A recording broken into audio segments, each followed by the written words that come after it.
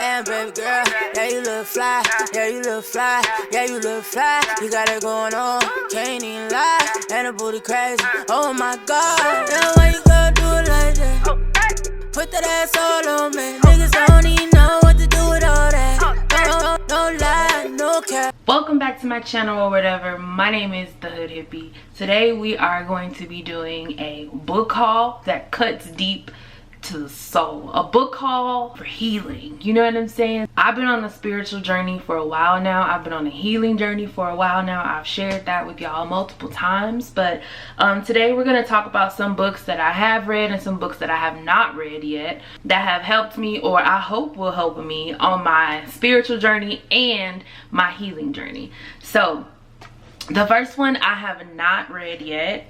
It was recommended to me by my therapist, and I think a lot of us deal with this issue as we are putting in the work. I feel like our generation is very transparent about trying to grow, trying to heal generational curses, trying to be better than our parents were emotionally, financially, physically, all of that. So the first book that I have is called Adult Children of Emotionally Immature Parents. Okay, how many of y'all out there have emotionally immature parents? And what I mean by this is, like, you ever have a parent where you say something and they be like, well, da da da da, you be like, that's not what I said at all. Like, I said I don't want to go. I didn't say I don't love you and I hope you fucking die. Is that what you heard? Like, that's not what I said. Sorry. It's difficult being more mature emotionally than your parents.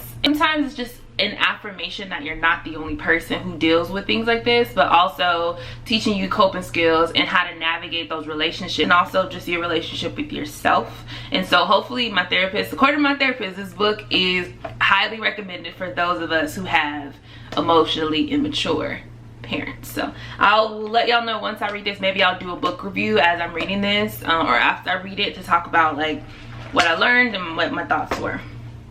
The second book is a book that I have read and I continue to reread because I think that it really is so simple but so deep at the same time. And that book is The 4 Agreements. If you have not read this book, I highly recommend it. It is an easy read. The words are big and it's only like 100-something pages. But the 4 agreements will actually change your life if you try your hardest to apply these principles to your life. I'm not going to tell you what the agreements are, but I'll tell you one of them. The first one that I think is the most like profound thing in this book is be impeccable with your word.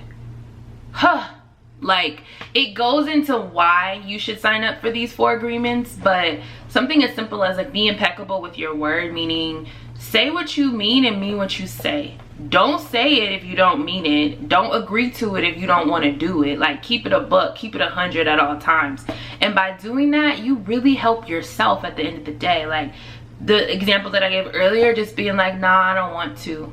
Like, that'll change your life, whether you realize it or not. Or being like, yeah, I said I would, so I'm gonna push through because I said I would. And it just changes everything. The energy just shifts when you start becoming impeccable with your word. So come highly recommended to the 4 agreements. The next one I have is one that I've been oh so curious to study, but I have not read this one yet. This is called the Cobalan. And this one is about the ancient hermetic principles, and I think it goes into detail about like what each one means, and like specifically. So an example of a hermetic principle is like as above so below, right? As within so without. Like, we hear about these things. All is mental, meaning everything is mental. And if you really, you don't even have to be high to really think about like how deep that is. Like, all is mental. This video is, I thought this video, and here we are. Here we are. I thought about it, and here we are. You thought about watching it, and here you are. All is mental. It all starts right here. And so I'm trying to figure out how to take these plus these, apply that to my life, and just be the bad bitch that I am, thriving and living my best life. So I'm super excited to read about the hermetic principles and apply these to my life as well. But yeah, I'm super excited to read that and gain some wisdom from that. And then, so these two books I feel like really go more with that spiritual journey versus that healing journey. So I mean, it's all the same, right? It all lines up. When I heal my spirit, you heal it all, right? So this one is Queen Afua's Sacred Woman, and I am in the middle of reading this. This book is a lot, to say the least. Like, whew, it's overwhelming. It's a lot involved. It's a big commitment. Right now I believe I am on page 43 and I'm overwhelmed, and I haven't even really started yet. So I'm thinking about doing like a little short series on my channel about my sacred womb journey. And this book, for those who I need to go back, so this book is written by Queen Afua. She is a healer, and this book is written with the premise to help women heal their wombs, because through your womb life is given, right? Like, that's where we all come from, is womb. And she really believes that as women we are disconnected from our wombs, and that is where, or we've abused it, and that's where a lot of our problems stem from. This book speaks to me because as a trauma survivor, one of my survival tactics is to disassociate with my body. So to be present in the body is something that I am working on right now in my healing journey. So that is the reason why I want to read this. But it's a lot, y'all. There's 9 gateways, okay? And each gateway is about a 21-day commitment, maybe more. She said some people may do it for 3 months.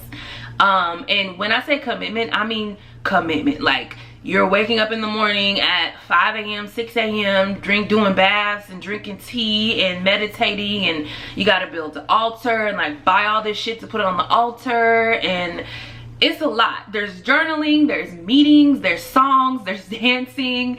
It's a lot, but I feel like any healing journey is a lot. You have to be dedicated to the process because that's where the fruit comes from. And so yeah, I'm working on this book. This is not just something you just read and be done with. This is a journey. Like I said, I'm only on page 43, but I'm thinking about doing a short series on my channel. So comment down below if I should do a short series on my sacred woman journey as I read this.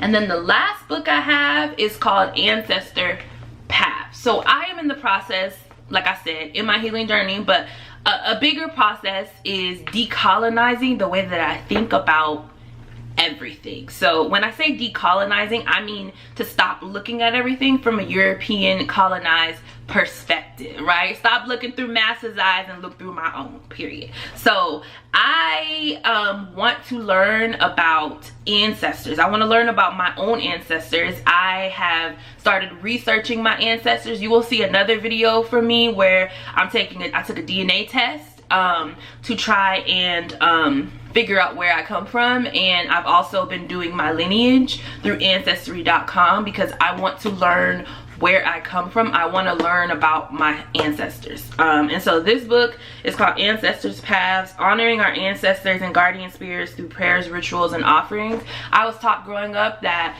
you know, honoring your ancestors was like kind of a form of worship and was against God and kind of demonic. So it was not something that I did, and it made me uncomfortable for a while just due to the colonizing and the programming. But I'm in a place where I'm more and more curious about reconnecting with my ancestors and, you know, really blooming and growing on my spiritual journey and really being more spiritual than religious. I grew up Christian. Majority of my family is Christian and are probably not in a place to understand something like this. I could be wrong, but I haven't seen anybody in my family speak about ancestors or even have like an altar or anything like that. So I am looking forward to reading this and reconnecting with my ancestors. Along with the Queen Afua book, you have to build an ancestor altar in there as well. So, and these are like not even connected. I think this comes from like an Ifa, like Yoruba type of perspective, and Queen Afua is more Kemetic. Like, she believes in like the religions of Kemet, like ancient Egypt.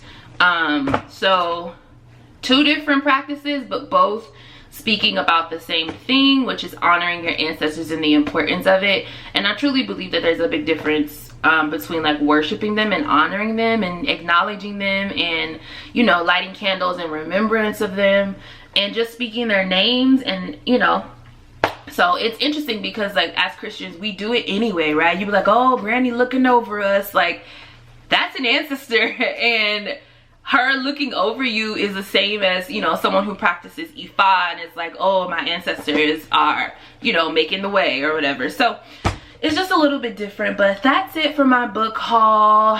I hope you guys enjoyed. Vlogtober day 2 is a wrap. I will see y'all tomorrow for another motherfucking video. Until then, life is like a box of chocolates. You never know what you gonna get, the hood or the hippie. Comment down below when you figure out which one you got today. Peace.